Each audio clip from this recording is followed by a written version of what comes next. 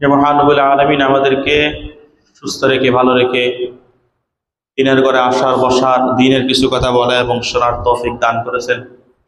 এই জন্য সে মালিকের শুকরগুজার হই। আমরা সকলে অন্তর থেকে একবার বলি আলহামদুলিল্লাহ।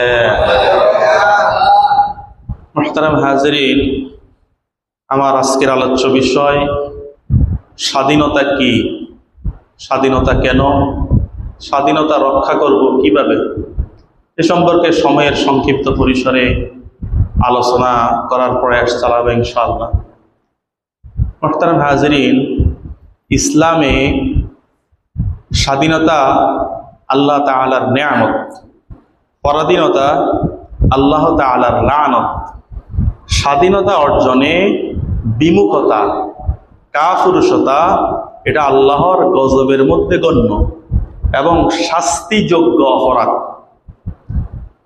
এজন্য স্বাধীনতা নেয়ামত অর্জন করতে গেলে বহু কষ্ট, বহু সাধনা, বহু রক্তের বিনিময়ে, ঘাম শ্রমের বিনিময়ে স্বাধীনতা অর্জন করতে হয়।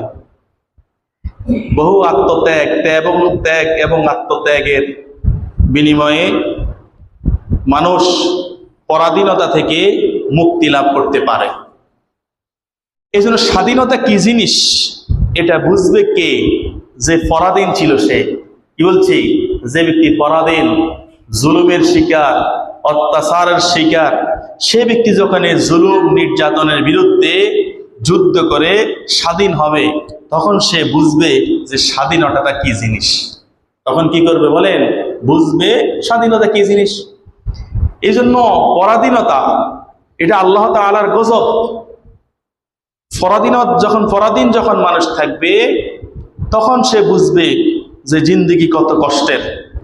মানুষের সবচাইতে প্রিয় স্থান তার ঘর, নিরাপদ স্থান তার ঘর, আরামের স্থান তার ঘর, তার স্ত্রী ছেলে সন্তানকে নিয়ে থাকার স্থান তার ঘর, তার সবচেয়ে সেফ জায়গা তার ঘর। কিন্তু পরাধীন মানুষ সে জালেমের জুলুম থেকে নিজেকে বাঁচানোর জন্য নিজের ঘরে নিজেকে সেফ মনে করে না। নিজের ঘরে সে ভয়ে থাকতে পারে না, কখন তাকে অ্যারেস্ট করে নিয়ে যাবে, কখন তাকে নিয়ে গুম করে ফেলবে বা তাকে ক্রস ফায়ার দিয়ে হত্যা করে ফেলবে। এই ভয়ে নিজের সবচেয়ে নিরাপদ ঘর, নিরাপদ যেটাকে মনে করা হয়, ওখানেও সে নিজেকে নিরাপদ মনে করে না। কি বলেন? কথা ঠিক নি? কথা বলেন না? এই জন্য সে নিজেকে তো নিরাপদ মনে করে না, নিজের ঘরে থাকতে পারে না, বাগানে থাকতে হয়, ধান খেতে থাকতে হয়, বিভিন্ন দূর দূরান্ত যাইয়া সে একাকী জীবন যাপন করতে হয়। এরপরও তার আশঙ্কা থাকে আমার স্ত্রী ছেলে সন্তান সেফ থাকবে কিনা। কারণ এই বাংলাদেশে এটা রেকর্ড আছে যে তার স্বামীকে, একজন স্ত্রীর স্বামীকে বেঁধে তার স্বামীর সামনে তার স্ত্রীকে ধর্ষণ করা হয়েছে। এই রেকর্ড কোথায় আছে বলেন? বাংলাদেশে আছে। এই জন্য সে তো নিজেকে নিজে সেফ মনে করে না, নিজেকে নিয়েই সে শঙ্কার মধ্যে থাকে। তারপরও তার স্ত্রী ছেলে সন্তান নিয়েও সে ভয়ে থাকে যে আমার স্ত্রীর ইজ্জতের উপর হামলা করে কিনা, আমার ছেলে সন্তান, আমার মেয়ের ইজ্জতের উপর হামলা করে কিনা, আমার ব্যবসা প্রতিষ্ঠানের উপর হামলা করে কিনা। এই আতঙ্কের ভিতরেও মানুষ কি করে? জিন্দেগি যাপন করে।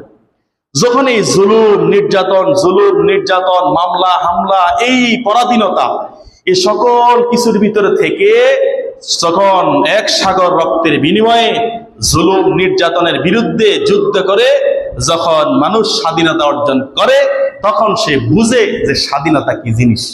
কথা কি আমার বুঝতেছেন? তখন বুঝে স্বাধীনতা কি জিনিস।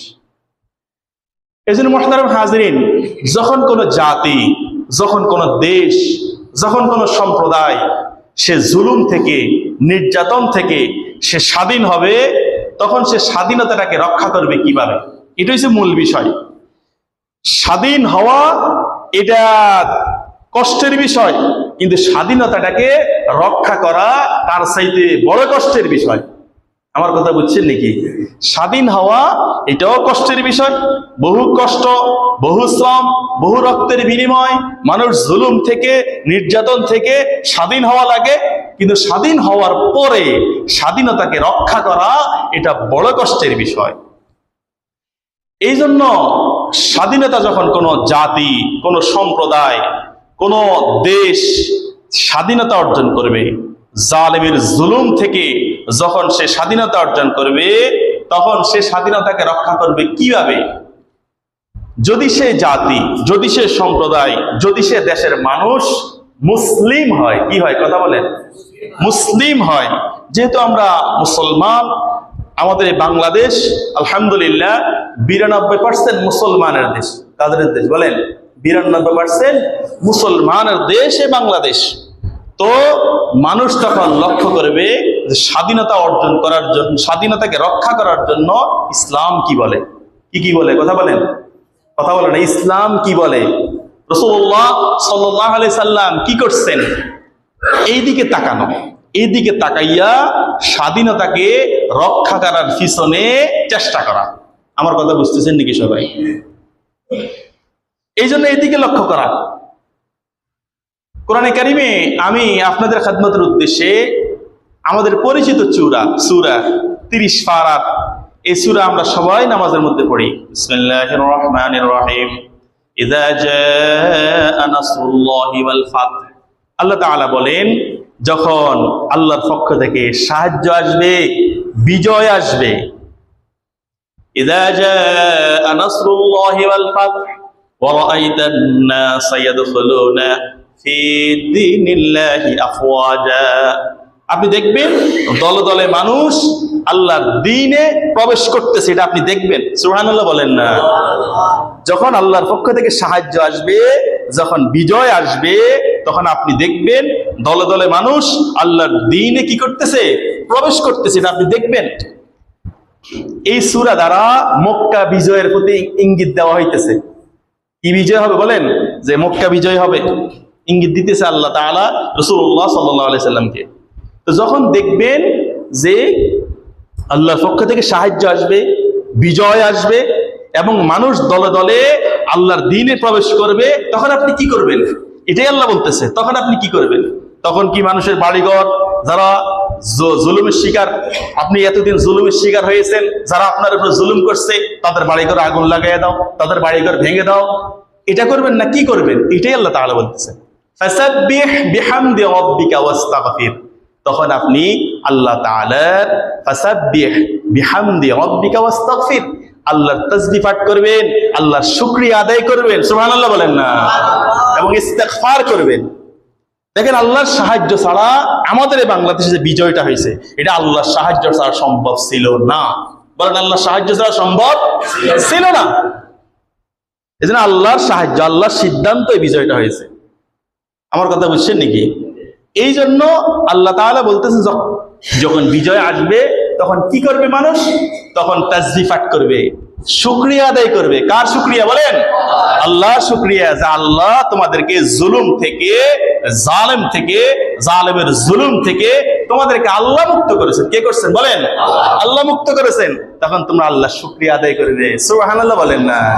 এবং ইস্তিগফার করবে, আল্লাহর কাছে গুনাহ মাফ চাইবে। আল্লাহর কাছে কি মাফ চাইবে কথা বলেন? গুনাহ মাফ চাইবে। ইন্নাহু কানা তাওয়াবা, নিঃসন্দেহে আল্লাহ তাআলা তওবা কবুলকারী। সুবহানাল্লাহ বলেন না? এজন্য মুহতারাম হাজিরিন, যখন কোন জাতি, যখন কোন সম্প্রদায়, যখন কোন দেশ স্বাধীনতা অর্জন করবে, জালেমের জুলুম থেকে যখন তারা মুক্ত হবে, তখন তারা কি করবে? তখন তারা দাঙ্গা হাঙ্গামা করবে না, তখন তারা সংঘাত সংঘর্ষ করবে না, তখন তারা মারামারি হানাহানি করবে না, বরং কাঁধে কাঁধ মিলিয়ে, কি বলছি বলেন? তখন কাঁধে কাঁধ মিলিয়ে দেশ গড়ার জন্য সকলে মিলে কাজ করবে। সুবহানাল্লাহ বলেন না? সকলে মিলে কাজ করবে। একটা জিনিস মনে রাখবেন, হিংসা হিংসা টেনে আনে। কি বলছি বলেন? হিংসা হিংসা টেনে আনে, জুলুম জুলুম টেনে আনে, রক্ত রক্ত টেনে আনে। কথা কি আমার বুঝতেছেন?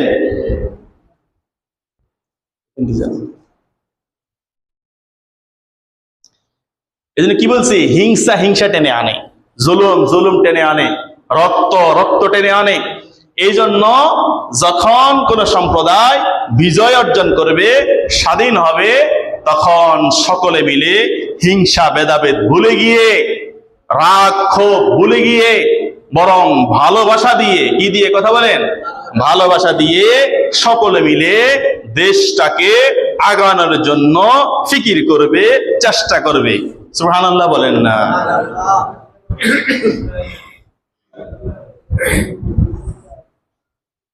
এখন কথা বলিয়েন না। মুহতারাম হাজিরিন, আমরা রাসূল করিম সাল্লাল্লাহু আলাইহি সাল্লাম যখন তিনি দীর্ঘ 13 বছর মক্কার কাফেরদের জুলুম, নির্যাতন, নিপীড়ন সহ্য করে যখন রাসূল মক্কা বিজয় করছেন, তখন রাসূল কি করছেন?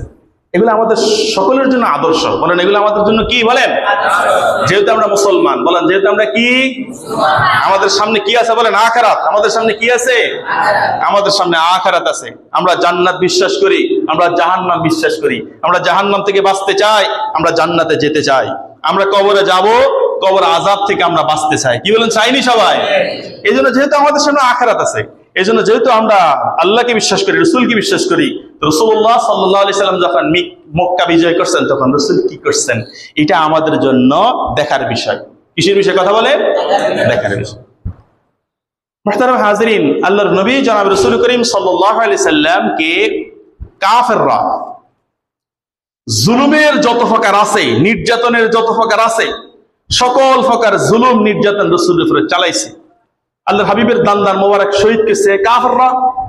রাসূলের মাথার ভিতরে হেলমেটের লোহার শিক ঢুকে গেছে, রক্তাক্ত হয়ে গেছে রাসূলের চেহারা। এই জুলুম করছে কারা? বলেন কাফেররা। তায়েফের ময়দানে রাসূলুল্লাহ সাল্লাল্লাহু আলাইহি সাল্লামের উপরে পাথরের বৃষ্টি নিক্ষেপ করতে করতে রাসূল নিচে পড়ে যায়, আবার রাসূলকে ধরে দাঁড়া করায়, আবার পাথর মারে, আবার রাসূল নিচে পড়ে যায়, আবার ধরে দাঁড়া করে, আবার পাথর মারে। রক্ত এবং রাসূলের জুতা শরীরের সাথে রক্তের কারণে আটকিয়ে গেছে। শুধু তাই নয়, উহুদ যুদ্ধ, বদরের যুদ্ধ, এই সমস্ত যুদ্ধের মধ্যে কাফেররা মুসলমানদের বিরুদ্ধে কি করছে? যুদ্ধ করছে। মুসলমানরা কাফেররা রাসূল করিম সাল্লাল্লাহু আলাইহি সাল্লাম যখন সিজদায় গেছে, রাসূলের মাথার উপরে উটের নাড়ি বুড়ি আনিয়া রাসূলের মাথার উপরে কি করছে? চাপাইয়া দিয়েছে। যারা নতুন মুসলমান হয়েছে, এদেরকে মরুভূমির উত্তপ্ত গরম বালুর ভিতরে খালি গায়ে শোয়াইয়া বুকের উপরে পাথর চাপা দিয়েছে। এরকম জুলুম নির্যাতন সাহাবে কেরামের উপরে করেছেন। এই সাহাবে কেরাম এবং রাসূল করিম সাল্লাল্লাহু আলাইহি সাল্লাম তখন নিজের জন্মভূমি, মাতৃভূমি এবং নিজের ব্যবসা বাণিজ্য, নিজের ক্ষেত খামার, কাজ কাম, সকল কিছু ঘর বাড়ি রেখে মক্কা থেকে মদিনায় চলে গেছে। কোথায় চলে গেছে বলেন? মদিনায় চলে গেছে, এই কাফেরদের জুলুম নির্যাতন সহ্য করতে না পারে। মুহতারাম হাজিরিন,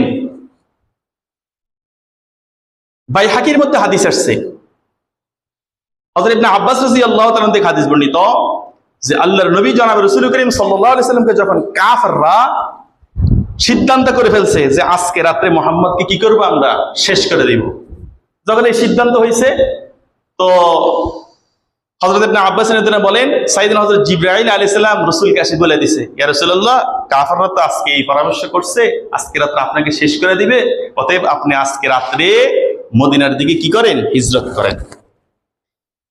তো কাফেররা রাসূল করিম সাল্লাল্লাহু আলাইহি ওয়াসাল্লাম যখন রাত্র হয়েছে, সন্ধ্যা নেমে আসছে, রাত্র হয়েছে, তখন কাফেররা রাসূলের বাড়ির চতুর্দিকে ঘেরাও করে ফেলছে।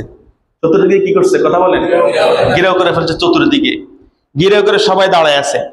আল্লাহর নবী জনাব রাসূল করিম সাল্লাল্লাহু আলাইহি ওয়াসাল্লাম হযরত আলী রাদিয়াল্লাহু তাআলা কে বললেন, আলী, তুমি আমার বিছানায় আমার সবুজ রঙের চাদরটা গায়ে দিয়ে তুমি শুয়ে থাকো, তোমার কোনো ক্ষতি হবে না। তোমার কি হবে না? তোমার কোনো ক্ষতি, আমি বলতেছি তোমার কোনো ক্ষতি হবে না, তুমি শুয়ে থাকো। আর রাসূল করিম সাল্লাল্লাহু আলাইহি ওয়াসাল্লাম আলীকে কি দিবেন? হে মুসলমান, আমরা সকলেই মুসলমান। যে আওয়ামী লীগ করে সেও কি বলেন? মুসলমান। যে বিএনপি করে সেও কি বলেন? মুসলমান। যে জামাত করে সেও কি করে বলেন? সে মুসলমান। যদি সে অমুসলমান হয় সেটা ভিন্ন কথা, কিন্তু মুসলমান সবাই কি? সবাই আল্লাহকে বিশ্বাস করে। শুনেন, রাসূল করিম সাল্লাল্লাহু আলাইহি ওয়াসাল্লাম হযরত আলীকে বলছে, আলী, কাফেররা সবাই আমার বাড়ির চতুর্পাশে ঘিরায় দাঁড়ায় আছে আমাকে হত্যা করার জন্য, কিন্তু তাদের আমানত আমার কাছে। সুবহানাল্লাহ বলেন না? তাদের আমানত কার কাছে? আমার কাছে তাদের আমানত। সুবহানাল্লাহ, এটা বিশ্বাস করা যায়? কাফেররা রাসূলকে এমন বিশ্বাস করতো আলামিন যে তাকে হত্যা করব, কিন্তু রাসূলের কাছে আমানত রাখছেন। রাসূল শত্রু, কিন্তু রাসূলের কাছে কি রাখতেন কথা বলেন? যারা মুহাম্মদ, সে আমানতের খেয়ানত করতে পারে না। এই জন্য যে মুসলমান, তার কাছে অপর মুসলমানের সম্পদ আমানত। বলেন, অপর মুসলমানের সম্পদ কি? আমানত। এই কথাটা নেন। আমি মুসলমান, আমার ভাইয়ের সম্পদ আমার কাছে আমানত। আমার ভাইয়ের সম্পদ নষ্ট করা এটা আমানতের খেয়ানত। আমার জন্য এটা হালাল না। আমার ভাইয়ের সম্পদ নষ্ট করা আমার জন্য কি বলেন? হালাল না। আপনি বলতে পারেন যে সে দুর্নীতি করে, সে মানুষের সম্পদ লুট করে সে এত কোটি টাকার মালিক হয়েছে, আমি মেনে নিলাম। সে দুর্নীতিবাজ, সে লুট করে এত টাকার মালিক হয়েছে, আমি মেনে নিলাম। কিন্তু তার দুর্নীতির হিসাব, তার দুর্নীতির করার এই সমস্ত হিসাবাদি কে নিবেন বলেন? আল্লাহ আপনার কাছ থেকে নিবেন নাকি? কথা বলেন, আপনার কাছ থেকে তার দুর্নীতির হিসাব নিবেন? অমুকে তো দুর্নীতি করছে, তুমি হিসাব দাও, নিবেনই? কথা বলেন না। তো তার দুর্নীতির হিসাব আল্লাহ নিবেন। আপনি যে আপনার সম্পদ, তার সম্পদ নষ্ট করতেছেন, এটা কি আপনার জন্য হালাল? কোন রাজনৈতিক নেতা বলছে? বিএনপির নেতা তারেক রহমান কি বলছে সবাই সব জ্বালায় পড়ায় দাও, সব নিয়ে যাও? জামাতের কোন নেতা বলছে কথা বলেন না। কোন নেতা তো বলে নাই, কোন আলেম তো বলে নাই, ফতুয়া দেয় না এই সকলের সম্পদ এটা জ্বালায় পড়ায় দাও, এটা তোমাদের জন্য হালাল নিয়ে যাও, বলছেনি কোন আলেম।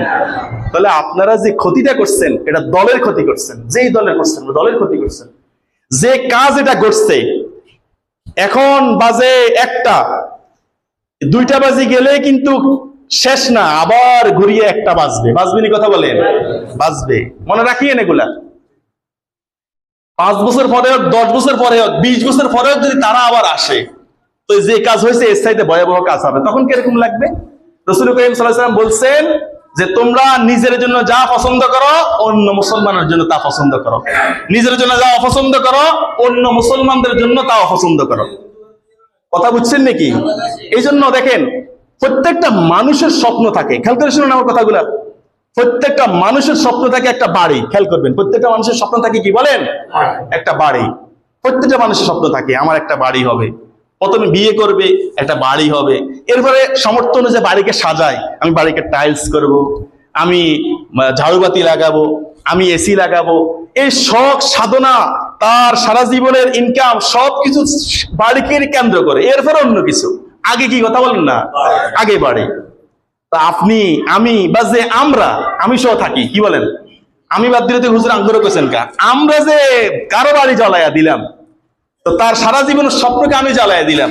আমিও কষ্ট সাধনা করে যখন বাড়ি করব, আমারটা যখন জ্বালাইয়া দিবে, তখন আমার কাছে কেমন লাগবে বলেন? কেমন লাগবে বলেন? এটা কোন সিস্টেমের রাজনীতি বলেন? এটা কি রাজনীতি বলেন? আল্লাহ বুঝার তৌফিক দান করে, সকল বলি আমিন। এই জন্য মোহতারাম হাজরিন, রাসূল বলছেন নিজের জন্য যা পছন্দ করো, অন্যের জন্য তা পছন্দ করো। এই জন্য আমার জন্য আমার বাড়ি থেকে আগুন দেখ, আমার সমস্ত সম্পদ পড়াইয়া দেখ, এটা আমি পছন্দ করি না। আপনারা করেন নাকি বলেন? তাহলে অন্য মুসলমান, সে মুসলমান না, কাফেরের বাড়ি তো। সে যদি মুসলমান রাষ্ট্রে চুক্তিবদ্ধ হয়ে থাকে, অর্থাৎ মুসলমান রাষ্ট্রের সমস্ত আইন কানুন মেনে চলে, তার বাড়িতে আগুন দেওয়া জায়েজ নাই। আসেনি? কথা বলেন না। মুসলমানকে যেমন হত্যা করা জায়েজ নাই, গত জুমে এই সম্পর্কে আলোচনা করছিলাম যে আল্লাহ তাআলা বলেন একজন মুসলমানকে হত্যা করা মানে পুরা জাতিকে হত্যা করা। একজন মুসলমানকে রক্ষা করা মানে পুরা জাতিকে রক্ষা করা। তাহলে আমি যে আমার বাড়িতে কেউ আগুন দেখ, আমার সম্পদ নষ্ট করে ফেলে, এটা আমি পছন্দ করি না। তা আমি যার বাড়িতে দিয়েছি সেও তো এটা পছন্দ করে না। সে তো মুসলমান। সে অমুসলমান হইলেও তো এটা জায়েজ নাই। কথা বলেন না, অমুসলমান হলে জায়েজ আছে নি? কথা বলেন না। এই জন্য ওলামায়ে কেরাম জাতির বিবেক, ওলামায়ে কেরাম জাতিকে সচেতন করবে, পথ দেখাবে। ঠিক আছে না? মনে কষ্ট নেবেন না।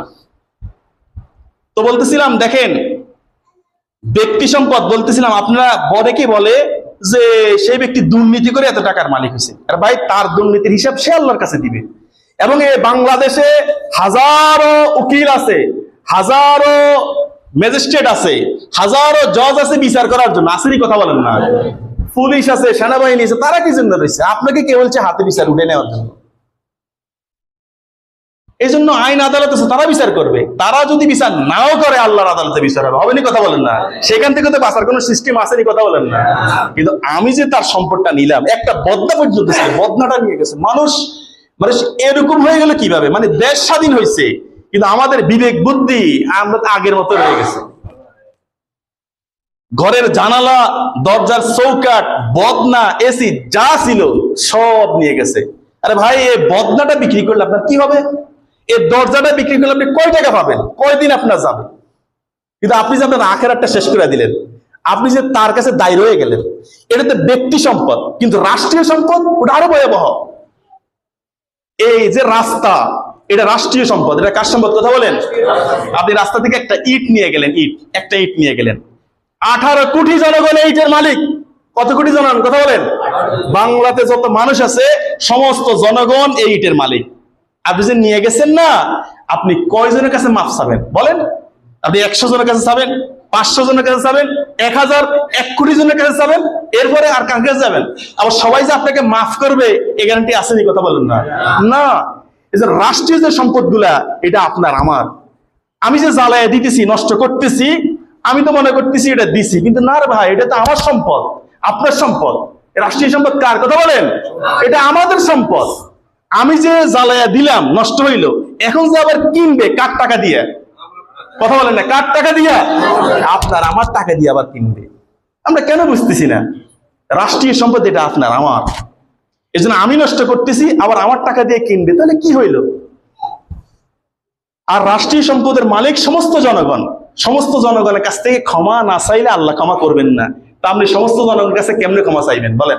কিভাবে ক্ষমা চাইবেন? হ্যাঁ, যারা রাষ্ট্রীয় সম্পদ নষ্ট করে, জুলুম করে, দুর্নীতি করে, তাদের বিচার আল্লাহ করবে। কিন্তু আমি আর আপনি সাধারণ জনগণ, রাসূল সাল্লাল্লাহু আলাইহি ওয়াসাল্লাম কি বলছেন? ধনীদের 500 বছর আগে গরিবরা জান্নাতে যাবে। সুবহানাল্লাহ বলেন না? কারা বলেন? গরিবরা। কারণ সম্পদ কম, হিসাব কম। বলেন, সম্পদ কম, হিসাব কম। আর এদের যত সম্পদ, হিসাব তত বেশি। ঠিক আছে না? এই জন্য অন্য সম্পত্তি নিয়ে কোটি টাকার মালিক হইল, সে এগুলোর হিসাব দিতে দিতে তার অবস্থা শেষ। তাহলে আমি কেন তার পাপের বোঝাটা কাঁধে নিব? কি দরকার আছে আমার? আল্লাহ বুঝার তৌফিক দান করে সকল বলি আমিন। এই জন্য মুহতারাম হাজিরিন, যে কথা বলতেছিলাম যে রাসূলুল্লাহ সাল্লাল্লাহু আলাইহি ওয়াসাল্লাম কাছে কি রাখছেন বলেন? আমানত রাখছেন। কথা বলেন না, কি রাখছেন? কারা রাখছেন? যারা রাসূলকে মারার জন্য ঘরের চতুর্পাশে দাঁড়ায় আছে, অস্ত্র শস্ত্র নিয়ে মুহাম্মদকে মারবো, তারাই রাসূলের কাছে আমানত রাখছে। সুবহানাল্লাহ। রাসূল চলে যাবে হিজরত করে, কিন্তু রাসূলুল্লাহ সাল্লাল্লাহু আলাইহি ওয়াসাল্লাম বলেন না আপনার আমার মতো ফতোয়া দেন না, তারা আমাকে মারার জন্য আসছে, তাদের সম্পদ আমি নিয়ে যাব। রাসূল এটা করছেনই কথা বলেন না? রাসূল আলী কি বলছে? আলী এটা অমুকের সম্পদ, আলী এটা অমুকের সম্পদ, আলী এটা অমুকের সম্পদ। তাদেরকে সকালবেলা বুঝাইয়া দিতে। সুবহানাল্লাহ বলেন না? সুবহানাল্লাহ। আমানত আলীর কাছে বুঝাইয়া এবার আল্লাহর হাবিব ঘরের দরজা খুলে বের হলেন। দেখে সমস্ত কাফেররা দাঁড়ায় আছে। রাসূল এক মুঠ বালু নিলেন এবং সূরা ইয়াসিনের প্রথম থেকে শুরু করে ফাগাশাইনাহুম ফাহুম লা ইউবসিরুন পর্যন্ত পড়িয়া বালুর মধ্যে ফু দিয়া রাসূল বালুগুলা দূর দিকে কি করলেন? ওদের দিকে, চেহারার দিকে মেলা মারলেন। এখন এই বালুগুলা আল্লাহ তাদের চোখের মধ্যে পৌঁছায় দিয়েছে। সুবহানাল্লাহ বলেন না? রাসূল তাদের চোখের সামনে দিয়ে হেঁটে চলে গেছে, ওরা দেখে নাই। সুবহানাল্লাহ বলেন না? রাসূল চলে গেছে, আল্লাহর হাবিব যাইয়া আবু বকরকে নিয়ে রাসূল রওনা দিয়েছেন। ওইদিকে একজন ব্যক্তি রাসূলকে দেখছেন, রাসূল যে চলে গেছে, তো যাইয়া তাদেরকে বলতেছে, এই তোমরা এখানে দাঁড়িয়ে আছো কেন? মুহাম্মদের ঘরের চতুর্পাশে, তাকে হত্যা করার জন্য। সে তো তোমাদের সামনে দিয়ে চলে গেছে। ও কি বলে এটা? আমরা সবাই এখানে দাঁড়ানো, আমাদের চোখের সামনে দিয়ে কিভাবে মুহাম্মদ যাবে? কথা বুঝছেন নাকি? এই শুনেন, সমস্ত কাফের দাঁড়ায় আছে কেন? রাসূলকে হত্যা করার জন্য আসছে, কিন্তু দাঁড়ায় আছে কেন এটা কি জানেন? সমস্ত কাফেররা দাঁড়ায় আছে। জাহিলিয়াতের যুগে, বর্বর যুগে কাফেরদের সংস্কৃতি ছিল রাত্রিবেলা কোনো মানুষের পরিবার পরিজন নিয়ে যে ফ্যামিলিতে থাকে সেই ঘরে হামলা করা, অ্যাটাক করা, এটা কোনো বিবেকবান মানুষের কাজ নয়। কিন্তু এখনকার যুগে ঘর থেকে লইয়া ব্যাস গুম, তার কোনো খবর নাই।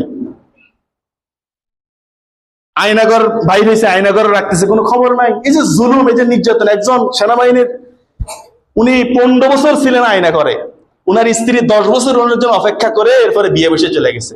উনি এখন বাইর হয়েছে, উনার মা মারা গেছে বলতে পারে নাই, স্ত্রী নাই, রাত্র কি দিন কি উনি বলতে পারে না। এই যে জুলুম, এই জুলুমকে আপনি এক পাল্লা রাখেন, আর সারা দুনিয়ার সমস্ত উন্নয়নকে আপনি এক পাল্লা রাখেন, জুলুমের পাল্লা ভারী হবে।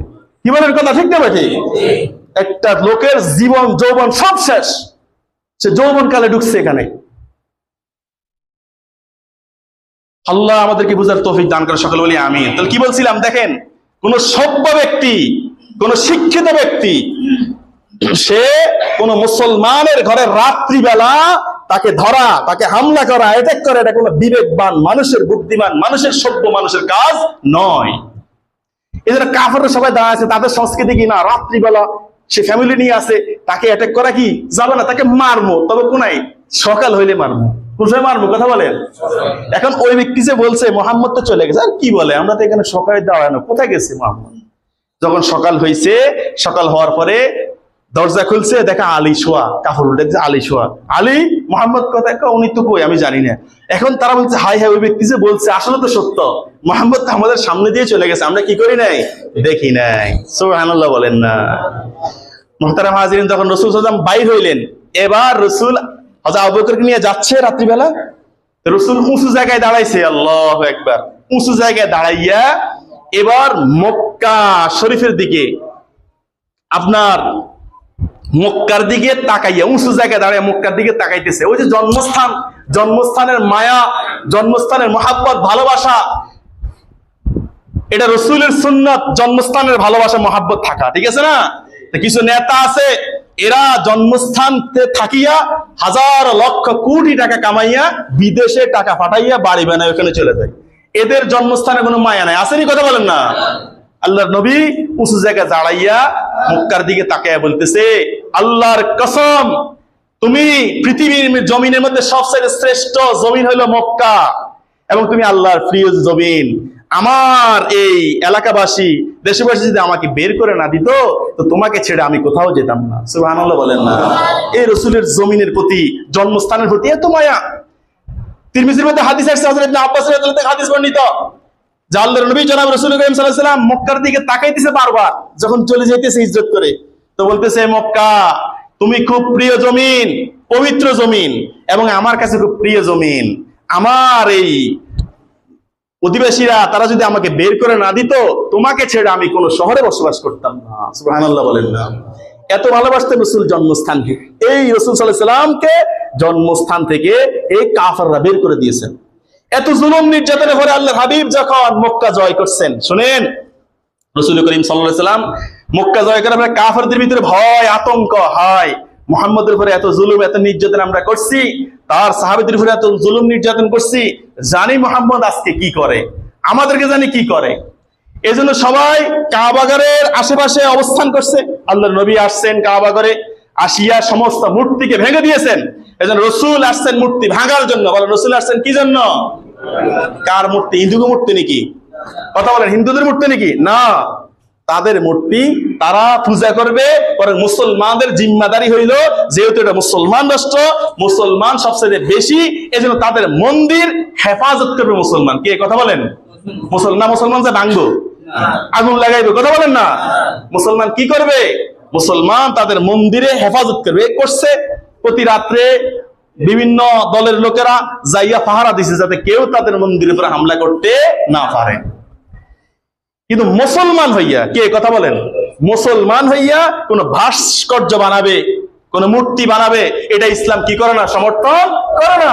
আমি ভাস্কর্য বানাবো যাতে সারা জীবন মানুষ আমার কথা বা আমার বাবার কথা স্মরণ রাখে, কিন্তু যেহেতু এটা ইসলাম সমর্থন করে না, এখন এটা বানাইয়া ভালো হয়েছে না খারাপ হয়েছে? কথা বলেন, ইজ্জত রয়েছে না আর গেছে? কথা বলেন না।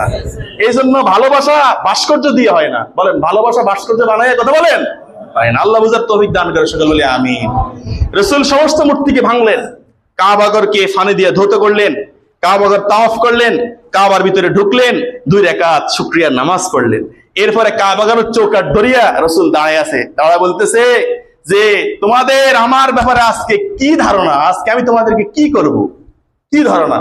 তখন কাফেররা ভয়ে ভয়ে বলতেছে যে মুহাম্মদ আপনি ক্ষমাশীল। সুবহানাল্লাহ বলেন না। আল্লাহর হাবিব জনাব রাসূল সাল্লাল্লাহু আলাইহি ওয়াসাল্লাম বলেন, আমি তোমাদেরকে আজকে সেটাই বলবো যেটা হযরত ইউসুফ আলাইহিস সালাম তার ভাইদেরকে বলেছে। এ বলে রাসূল সাল্লাল্লাহু আলাইহি ওয়াসাল্লাম বলেন যে তোমাদের ব্যাপারে যা কিছু তোমরা আমাকে করছো, আমার জন্মস্থান থেকে বের করছো, আমার উপরে এত জুলুম নির্যাতন করছো, আমার সাহাবা কেরামের উপরে এত জুলুম নির্যাতন করছো, এরপরও তোমাদের ব্যাপারে আমার কোনো অভিযোগ নাই, আমি তোমাদেরকে মাফ করে দিলাম। সুবহানাল্লাহ বলেন না। এটা হইছে রাসূল যখন মক্কা বিজয় করছেন, এই আদর্শ আমাদেরকে লালন করতে হবে। এই জন্য বিজয় অর্জন করার পরে ফিডাফিডি মারামারি হানাহানি করব না, শুনেন, জুলুম বলছিলাম, জুলুম জুলুমকে টানিয়ে আনে, রক্ত রক্তকে টেনে আনে, আগুন আগুনকে টেনে আনে। কিন্তু ভালোবাসা, ভালোবাসার দ্বারা একটা সমাজ, একটা রাষ্ট্র সুন্দর হয়ে যায়। সুবহানাল্লাহ বলেন না? কিসের দ্বারা? কথা বলেন।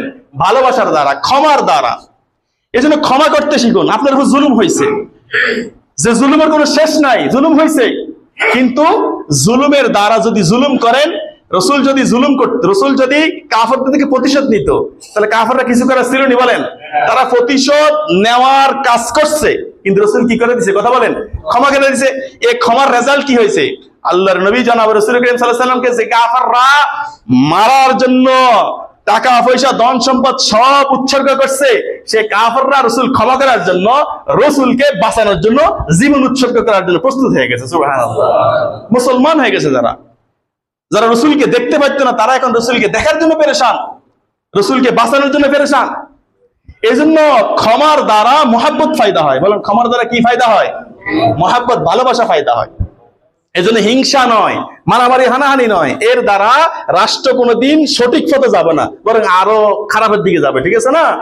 এই জন্য আমরা ভালোবাসা সৃষ্টি করি, মহাব্বত করি, ভাইকে মাফ করে দিই, মাফ করার মন মানসিকতা নিয়ে আগাই। আল্লাহ আমাদের সকলকে কবুল করেন, সকল বলি আমিন।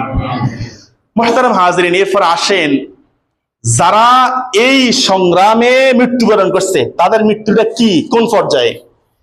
আবু দাউদ শরীফের মধ্যে হাদিস আসছে, হযরত আব্দুল্লাহ ইবনে সাবিত রাদিয়াল্লাহু তাআলা আনহু, উনি খুব অসুস্থ হয়ে গেছে। এই অসুস্থ অবস্থায় রাসূল করিম সাল্লাল্লাহু আলাইহি ওয়াসাল্লাম তিনাকে দেখার জন্য গেছেন। যাইয়া দেখতেছে হযরত আব্দুল্লাহ ইবনে সাবিতের মেয়ে, সে কাঁদতেছে, কাঁদিয়ে বলতেছে, আল্লাহর কসম, আমি তো ধারণা করছি আপনি শহীদি মৃত্যু পাবেন, অর্থাৎ শহীদ হবেন, আল্লাহর রাস্তায় জিহাদ করে মারা যাবেন। আপনি যুদ্ধের জন্য সরঞ্জামও কিনছেন, কিন্তু এখন আপনি ঘরে অসুস্থতা অবস্থায় মারা যাইতেছেন। এটা কে বলতেছে? বলেন। আব্দুল্লাহ ইবনে সাবিতের মেয়ে বলতেছে, বাবার ব্যাপারে আক্ষেপ করতেছে যে, বাবা আপনি অসুস্থ অবস্থায় এখন ঘরে মারা যাইতেছেন, অথচ আমি তো ধারণা করছি আপনি কি করবেন? কাফেরদের বিরুদ্ধে যুদ্ধ করে শহীদ হয়ে মারা যাবেন।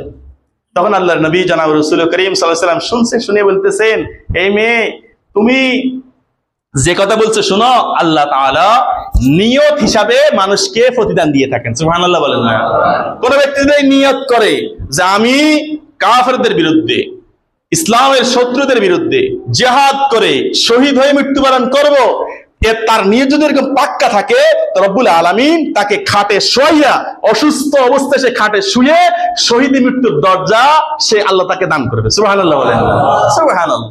এই যে নিয়তের উপরে, এই জন্য শহীদি তামান্না রাখতে হবে। শহীদি তামান্না রাখতে, যে ব্যক্তি দিলের ভিতরে শহীদি তামান্না রাখবে না, তার মৃত্যুটা মুনাফিকিন উঠতে হবে। নাউজুবিল্লাহ বলেন না? এরপরে আল্লাহ কি বলতেছেন শুনেন, এই মেয়ে, তুমি যে শহীদ বলতে কি বুঝো?